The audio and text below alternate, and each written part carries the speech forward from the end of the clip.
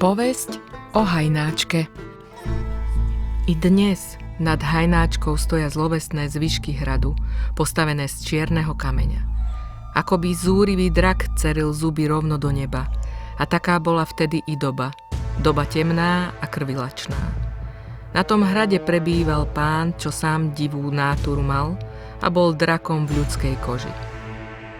Pochádzal z rodu Balašovcov a tí veru mali krv až príliš horúcu.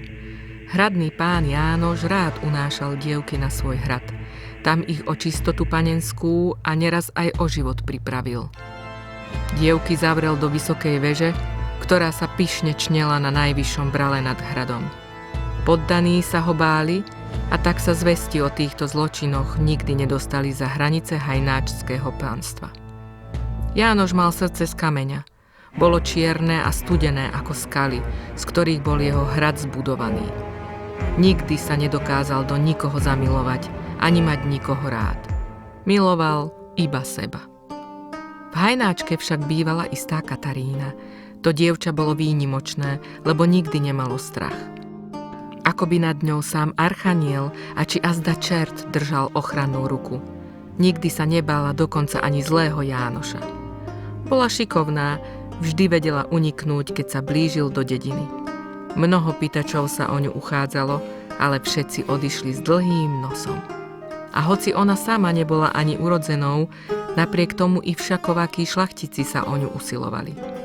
Ona len nie a nie, že vraj chce slobodnou zostať, o muža sa nechce starať, ani o detváky.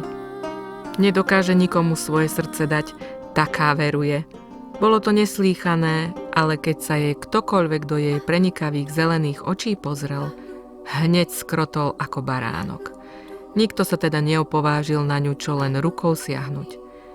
A nič Jánoša viacej neškrelo, že nemôže Katarínu mať. Chodil okolo jej domu ako vlk okolo košiara s ovcami, ale akási záhadná sila ho vždy zastavila a nedovolila mu vtrhnúť násilím ku Kataríne. Pochopil, že iba ona sama ho k nemu pustí, ak bude chcieť. Vrtalo mu to celé dni a mesiace hlavou a už na nič iné nedokázal myslieť, iba na nedobytnú Katarínu. Ona sama je ako hrad, cez hradby sa nedostane, musí mu otvoriť bránu. Katarína rada pomáhala chudobným ľuďom. Starala sa o svoje gazdovstvo a darilo sa jej, aj keď na všetko bola sama. Rozdávala malým deťom jedlo a starala sa o starých, chorých ľudí. Ľudia krútili hlavami. Katarína je asi svetica. Inak si to nedokázali vysvetliť. A tu zrazu, v temnej hadej duši Jánošovej, skrsol plán. Sama mi tú bránu otvoríš, pomyslel si. I začal hradný pán Jánoš, dovtedy človek jedovatého srdca, pomáhať chudobným ľuďom, poddaným, malým deťom, rozdával jedlo, daroval poklady, ba i orať na pole prišiel, len aby všetci videli, ako sa zmenil k lepšiemu, že sa úplne preonačil. Zlý pán Jánoš bol minulosťou. Ľudia najprv nechápali, neverili a potom to prijali ako dar z nebies. Stal sa zázrak, volali ľudia, šíriac medzi sebou chýr, že pán Jánoš vyhnal zo svojej duše diabla a nasťahovali sa k nemu anjeli. Jánoš rozdával ľuďom zlato, kone, ba i drahé látky, bol vľúdny a dobrý. A statočná Katarína začala horieť nečakanou zvedavosťou. I keď nerada, opatrne, ako mačka blížiac sa k návnade, prichádzala stále bližšie k Jánošovi a sledovala ho, čo robí. Ostražitosť ju opúšťala, lebo nevedela pochopiť, čo sa deje. Prišiel deň, keď sa sebe postavili z očí v oči. Prenikavé zelené oči hľadeli priamo do očí čiernych ako uhoľ. Tie neuhli. Pred Katarínou nestál zloduch a na nič hodník, ale krásny, mladý, usmievavý muž dobrého srdca. A ten rečie: Staň sa mojou ženou, Katarína. A vtedy Katarína uverila, že to všetko, čo vidí, je pravda. Stanem, zvolila a podala mu ruku. Vtedy sa jej Jánoš prvýkrát dotkol, ako by mu podala kľúč od brány, ktorú chcel otvoriť. Konala sa svadba, Urodzený pán si bral za ženu Katarínu, dievča neurodzené. Tí, čo mu boli rovní, ho najprv od svadby odrádzali, ale keď Katarínu uvideli, aká je krásna a sebaistá, už nič nenamietali. Jánoš ju len obletoval a chcel jej splniť všetko, čo jej na očiach videl. Taký bol ako med. Ale Katarína sa už takou sebaistou vo svojom vnútri necítila. Tušila, že privolením k svadbe ustúpila zo svojho celoživotného presvedčenia, že paňou len sama sebe má byť.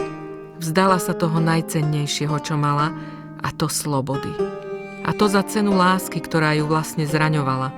Čím dlhšie sa na Jánoša pozerala, tým viac sa jej páčil, tým viac ho milovala a bola mu podriadená.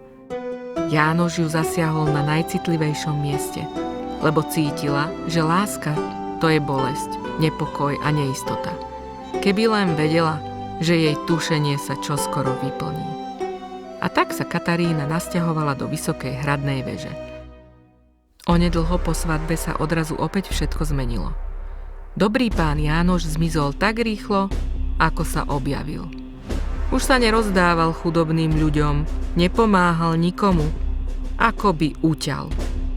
Po krajine sa preháňal na koni so šabľou v ruke a pokrikom v hrdle zasa ten starý, zlý, temný, krvilačný pán Jánoš. Tu zmlátil sedliaka, tu prevrátil voz, porozbíjal drahocenný riad, vysypal ľuďom ťažko dorobené zrno, sliepky pozabíjal. Dedinou sa rozhoreli ohne.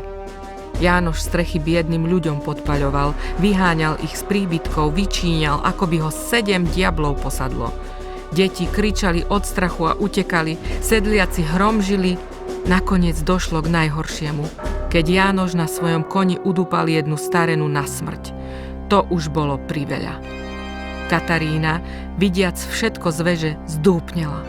Vôbec nechápala, čo sa deje, pretože kto láskou horí, ten je slepý. Prišiel Jánoš večer za Katarínou a vraví jej: Keď vtáčka lapajú, pekne mu spievajú.